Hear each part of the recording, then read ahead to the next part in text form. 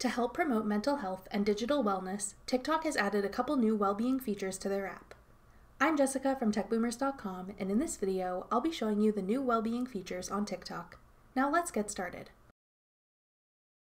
One of the new features TikTok has added are support resources for those struggling with their mental health. When a user searches for something that could indicate they may be struggling, instead of a normal search result page, they'll see support resources. Crisis hotlines that are available in their region, along with additional support resources and information from TikTok, will be displayed in accordance with the app's new community guidelines. The resources listed will vary depending on the country and/or region that a user is accessing TikTok from. In addition to this, TikTok has added sensitive content warnings to videos that have been flagged as disturbing or triggering.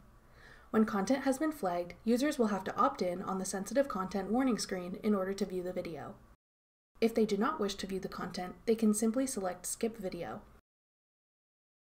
That does it for our overview of the new TikTok well-being features. Thanks for watching. If you found this video helpful, we'd love it if you'd hit the thumbs up button below and subscribe to our channel. We put out great new tech tutorials like this one every week.